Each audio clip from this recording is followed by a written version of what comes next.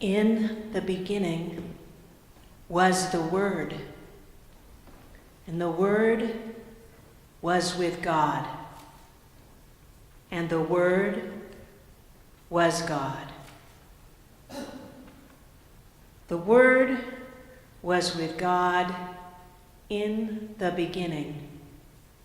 All things came into being through the Word, and without the Word, not one thing came into being.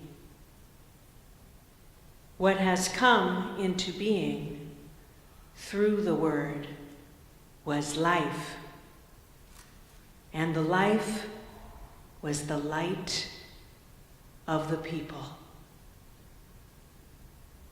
The light shines in the darkness, and the darkness did not overcome it.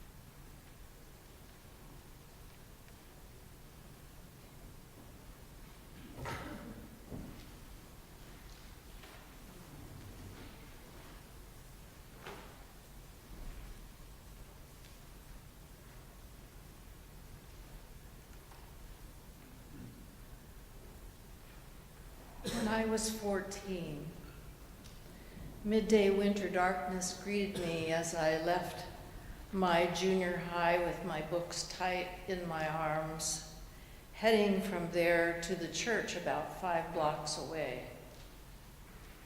My friends lingered to talk or go together to club meetings, but I left alone, hurrying along the wet streets to outrun the deluge that was surely coming. At the church, I walked under the entrance arch toward large wooden doors I pushed to swing open, then paused to put some weight behind the next set of doors into the sanctuary, but not into the warmth. It was as cold inside as it was outside. Not only cold, but dark. I found my way in the darkness down the side aisle, touching pew after pew to guide my way. Settling my books into the front pew, I breathed in the remnants of candle wax, floor polish, and old hymnals. Put my music on the organ rack and snapped on the light under the keyboards to illumine the pedals. Then I slid up the heavy, dusty timbre cover to reveal the black, yellow, red, and white stops above 3 keyboards. I centered myself in the middle of the seat so I could reach every stop. I pushed the switch in the stillness, and there was a thunk beneath me, and then a whoosh of air as the organ blower filled the chest with pressurized air. Then I turned to the worn hymnal, the best for music stands, and thumbed just to page 8. All hail the power of Jesus' name. Set the piston for congregational singing and launched into the hymn with my cold fingers on the swell organ. All hail the power of Jesus' name, let angels prostrate fall. Bring forth the royal diadem and crown him Lord of all. Bring forth the royal diadem and crown God Lord of all. At first I played as if for a prelude, and then stanza 1 as I warmed up.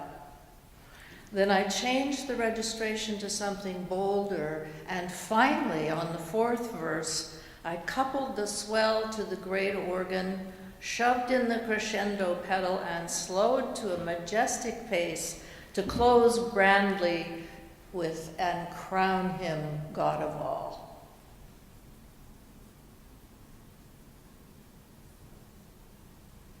I held my hands aloft, listening to the reverberations echo throughout the large room, sounding from the pipes themselves, vibrating into the far corners of the balcony, back again from the ceiling to wall to platform, until finally absorbed once again into the vibrating pipes. Over my left shoulder was my silhouette, giant-sized against the far wall, projected by the light on the pedals beneath me. I stared a while at my shadow. Silence.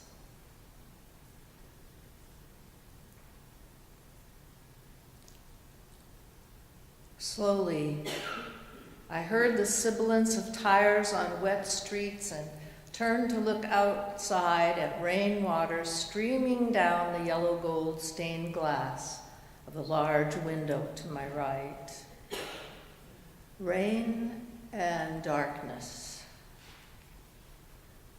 Sound and silence.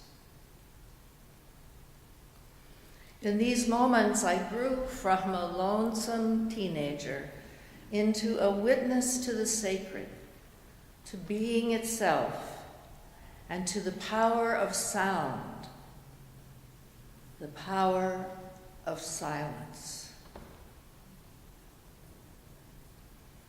This silence was not empty.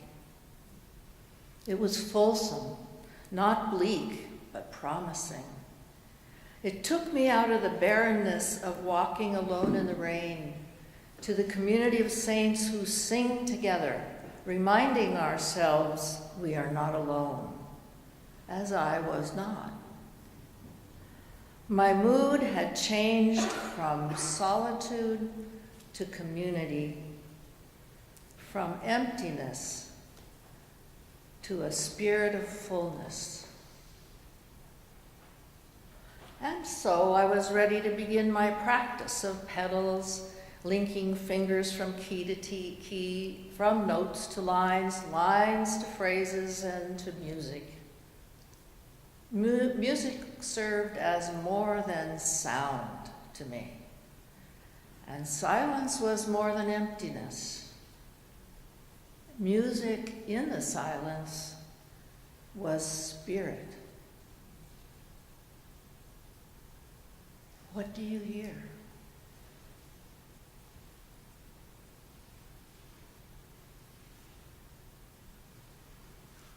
It took me years to realize this rhythm of sound and silence, silence and sound, was a signal to me to listen well, for God might well speak.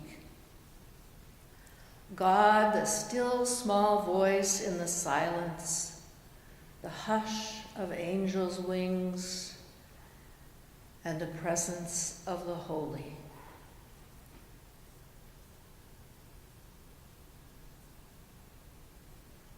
You can find this remarkable signal yourselves in the space following a sermon or homily, where sometimes we are asked to hold silence for a while, and everyone sits and waits, listening for the word for themselves.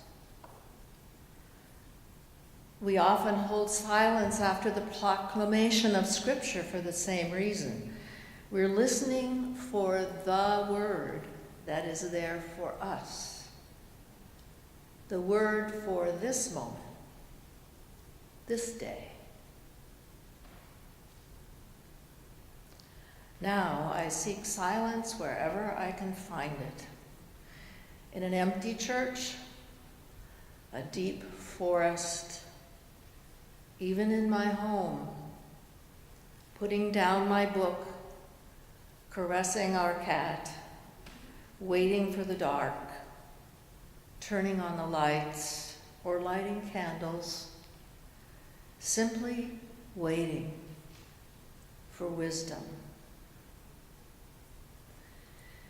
If faith is a relationship with the mysteries of God, we must learn to listen for and hear God's voice, God's many voices. One of God's voices is the still, small voice,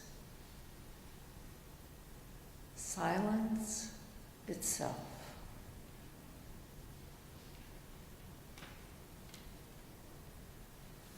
Are you listening?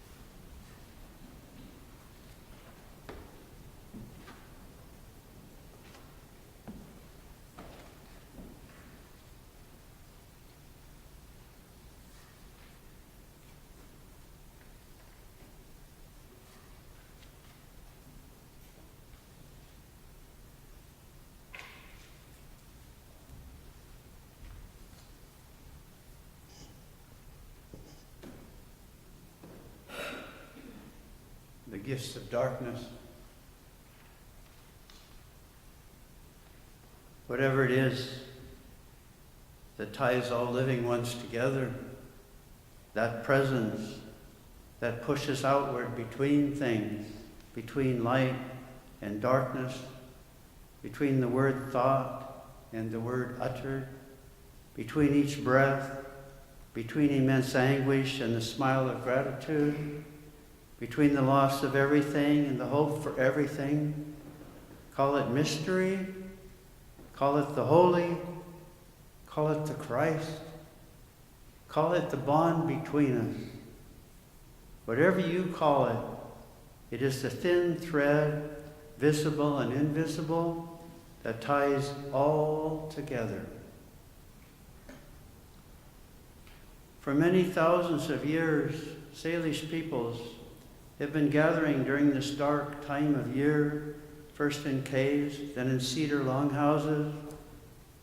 Their hope was to renew their hearts with prayers, songs, teachings, and stories that reminded them of who they were and connected them securely with all of their help coming to them from the seen and unseen world. And still today, Salish peoples gather all winter, pushing back the night with the power and warmth of their longhouse fires, and reaffirming their concern and care for the good of all living ones. In doing this sacred work, they bind their hearts together in remembrance of all their beloved who have gone ahead into the next world. All of this is considered sacred and necessary. Fishing and hunting have been completed, and now is the time to await the sun and the rebirth of life on this earth.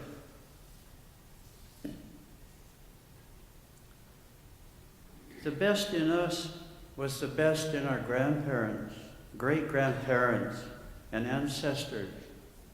This must be acknowledged, and the work that they entrusted to us to take care of our families and all living ones must be carried out.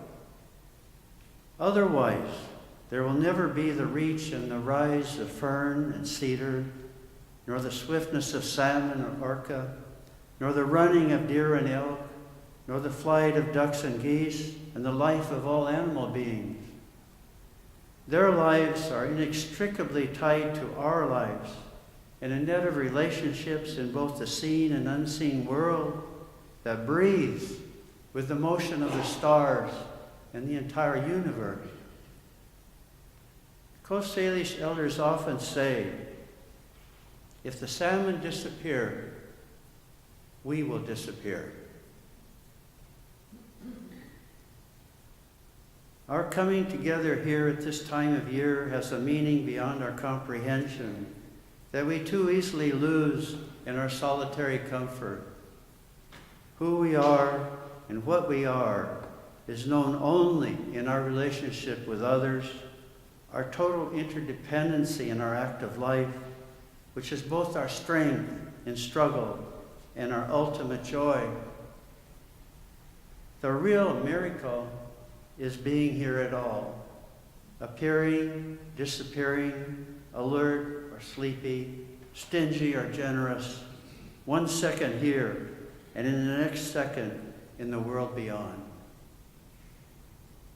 How important then it is to notice all living ones around us who for a moment accompany us here and eventually into the world to come. So everyone and every moment is important in an ultimate sense. We are all rich or poor, tiny or large, held for a moment here in this wonder.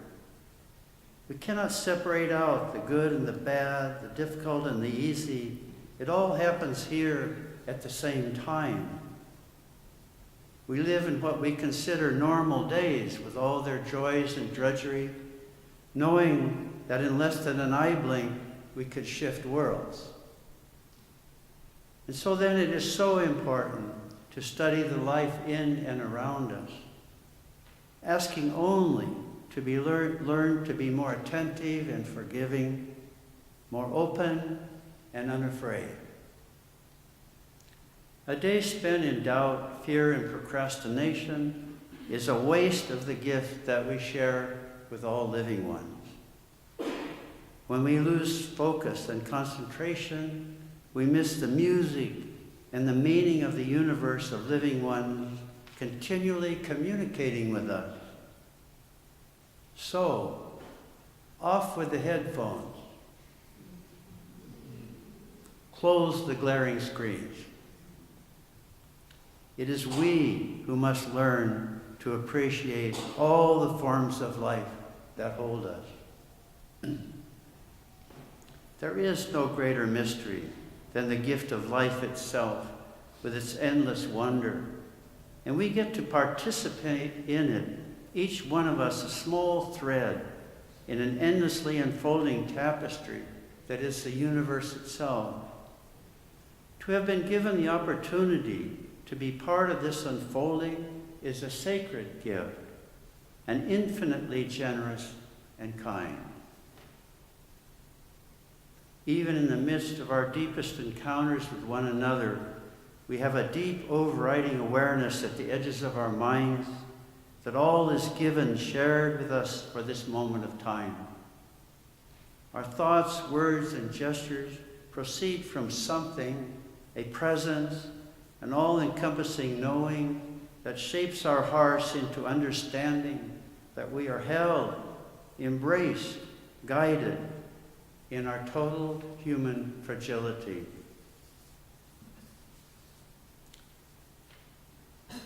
There is a sense of unworthiness in all of this, for we know that we don't give this to ourselves.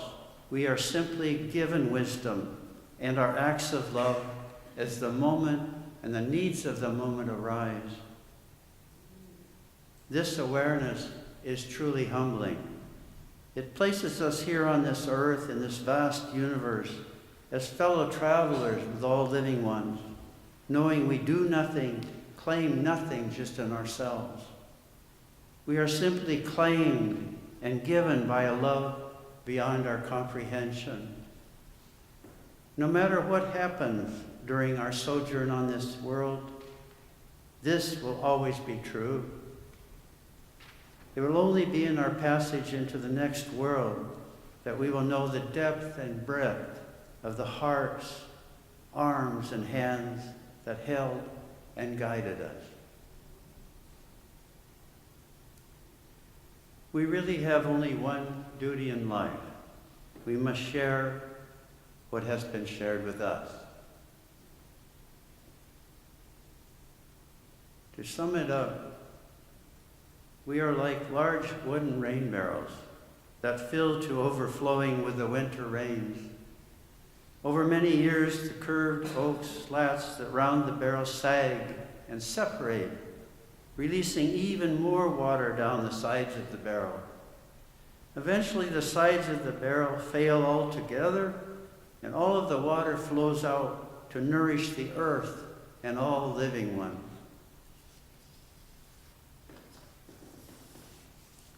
The rain that fills us is the very life of the Most Holy. It is the compassion poured into our heart by the Spirit. There's no containing it. There's just the sharing of it as it fills us. This gift within us remains constant in our lives, even as our bodies wear down. In sickness and health, honor and dishonor, weakness and strength, and decreasing ability to do all that we hope to do, this presence, this compassion continues to fill us to overflowing, until finally we can no longer contain it at all. And all of this love pours out to all living ones in the seen and unseen world. And finally, we become one with all that have held us from the moment we were born.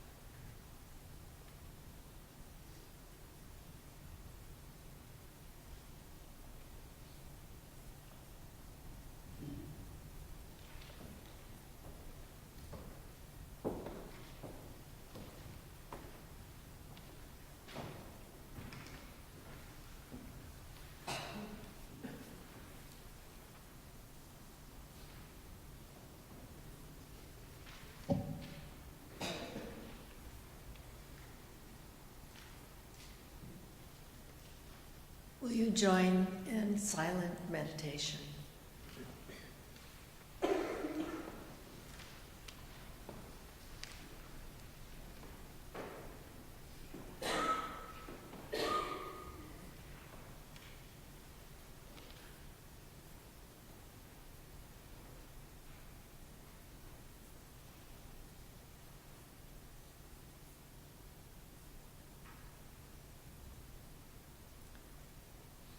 In this very room, God is present to us, each in a way we can understand.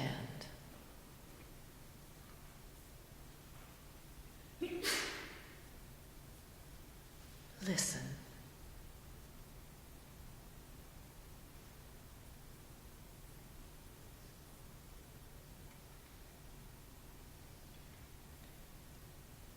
In this room, our common silence radiates to one another as well as outside these walls.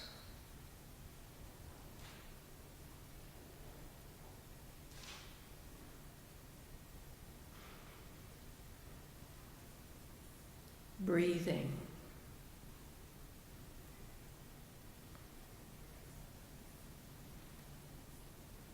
Hearts beating.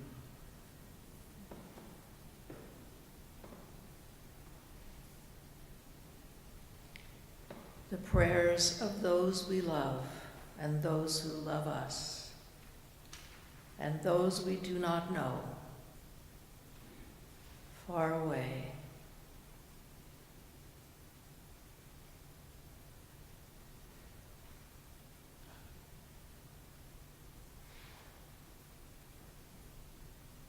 In this very room, God is present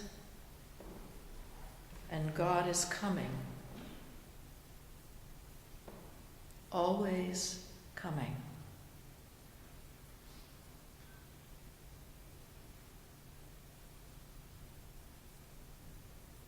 Wake up.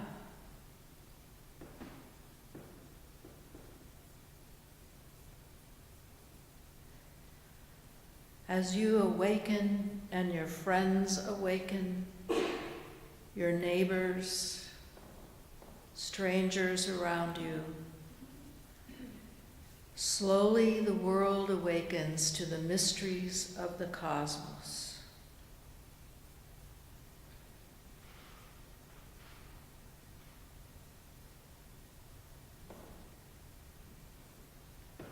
It has been waking for a long time now.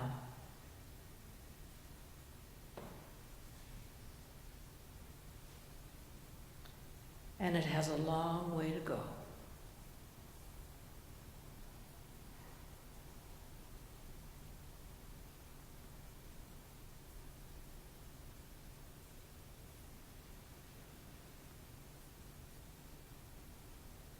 For some, the way feels clear.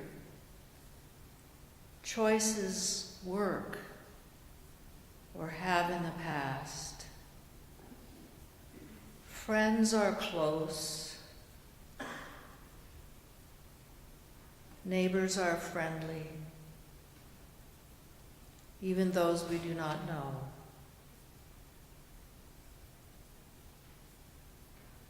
But for some, the way feels closed.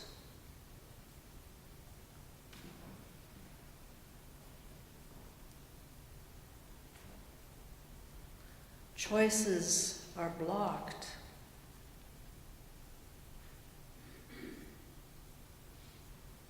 Others are too far away.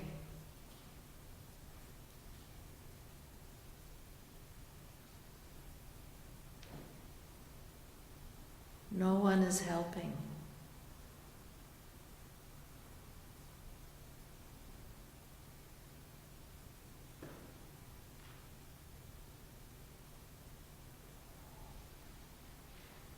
What for you is in your way right now?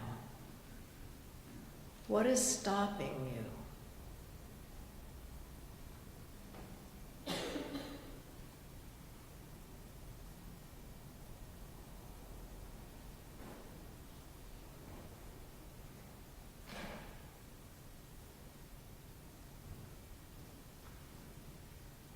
When we feel powerless and stuck, we can become hopeless.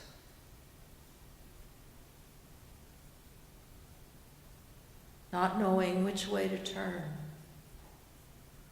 or whom to trust or from where will our help come.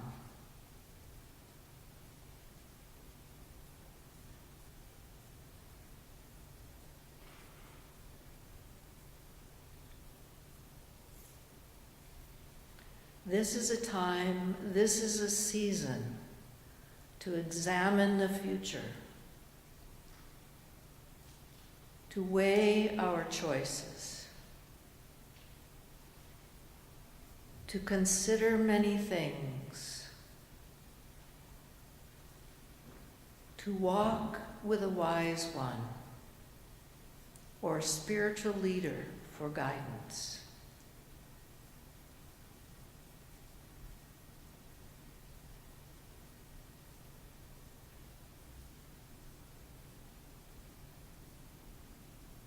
Who are your guides?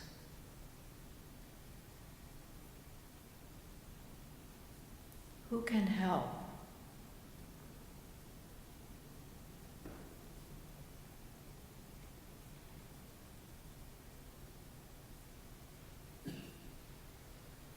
This darkness, the short days and long nights of winter, can help us find a way through the impasse. The stuckness, blindness, perhaps, to what might be a way forward.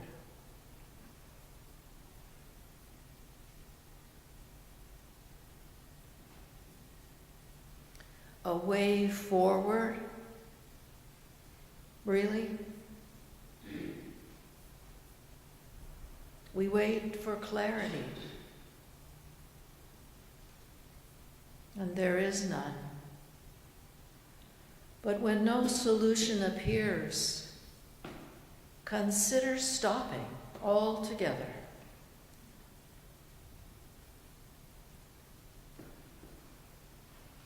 Don't push the river.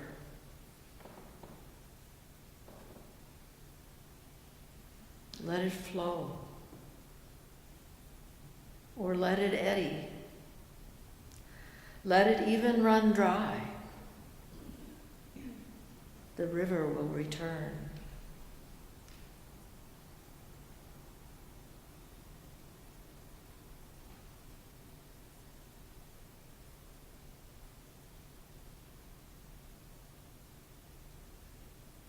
We may feel stuck, but our imagination and our spirituality, our inner selves, need this time to reflect, to rethink,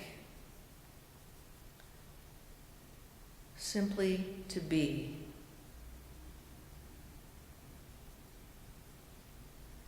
Simply to wait.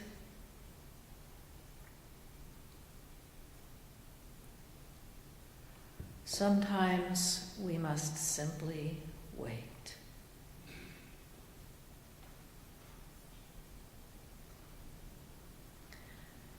Waiting is not unlike pregnancy.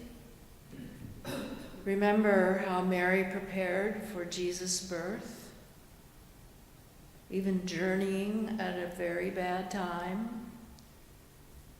But good things take time.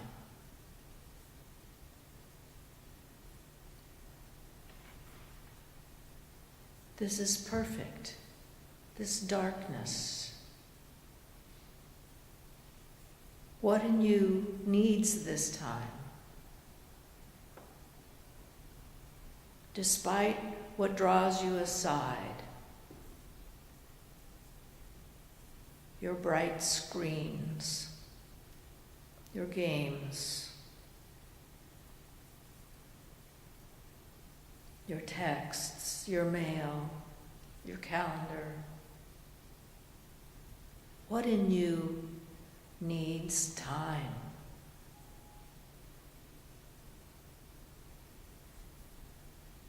Perhaps something in you feels released in this silence, within this darkness.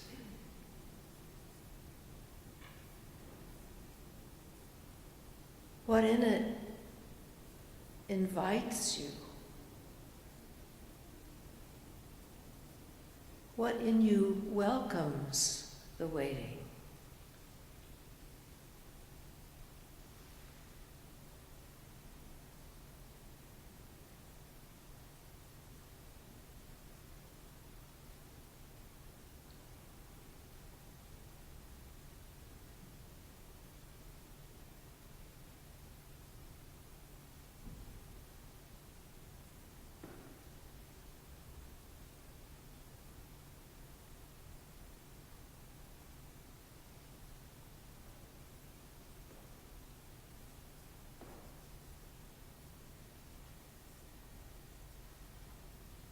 Denise Levertov wrote,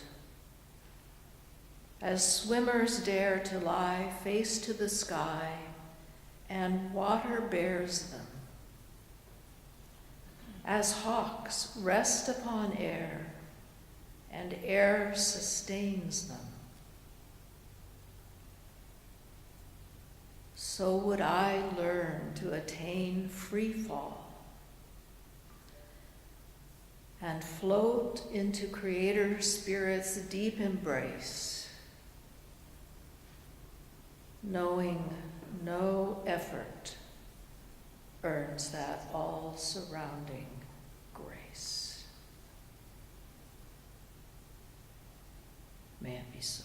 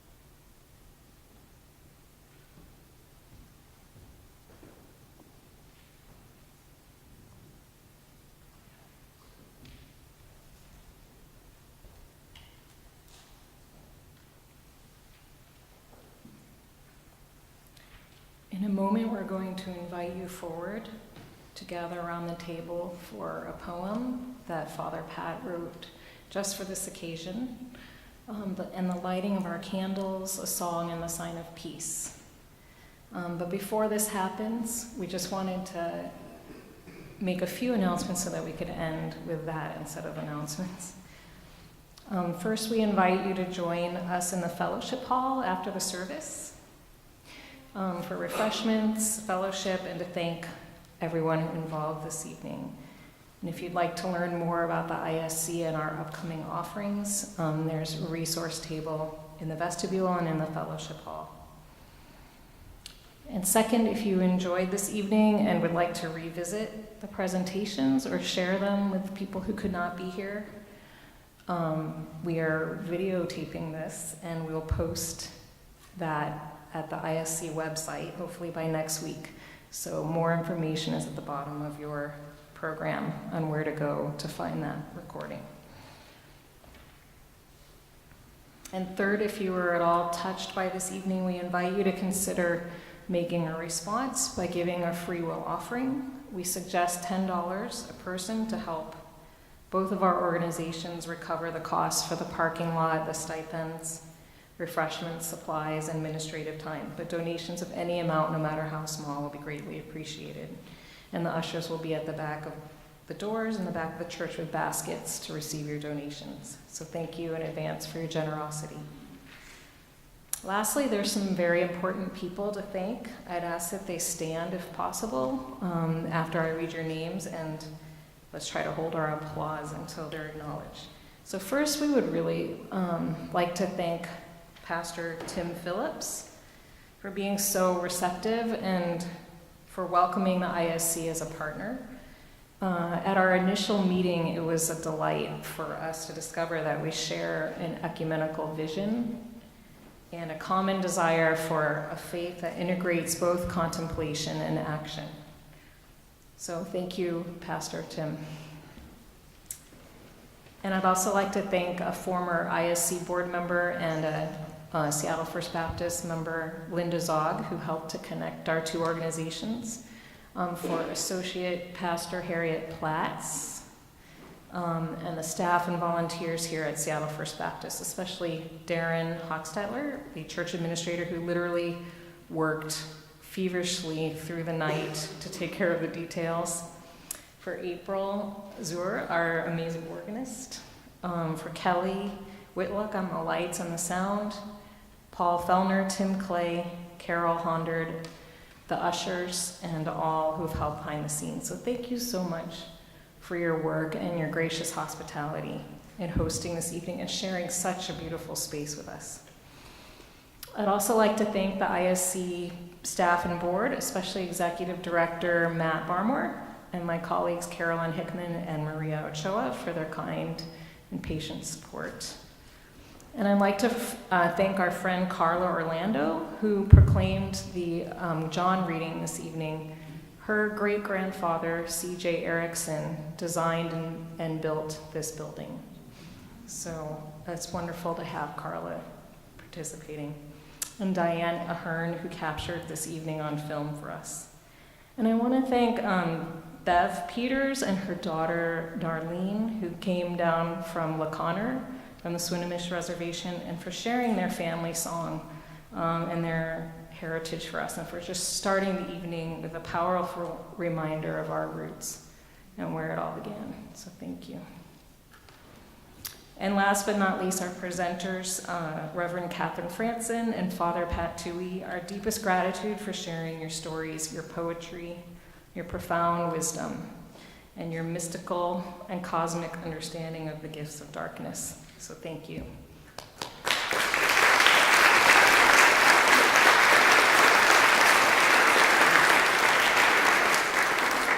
And finally, we just want to thank you all for being here, for listening to that still small voice that drew you here. And we invite you, if you're able at this time now, to also stand and come forward quietly with your programs and your taper candles and gather around the table. For those of you who prefer to sit, please come forward and sit in the front rows, and let's make sure that our circle includes everyone.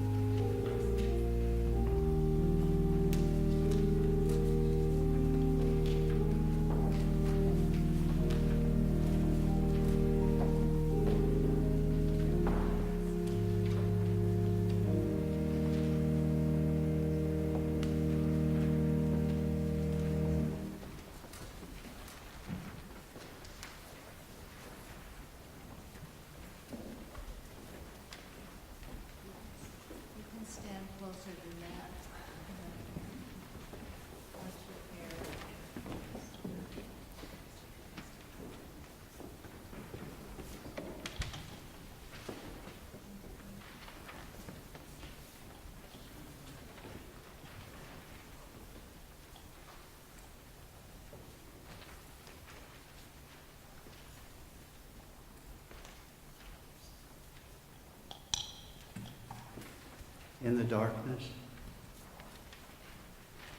In the darkness around us, in the darkness within us, touch our hearts, heal our hearts, hold our hearts.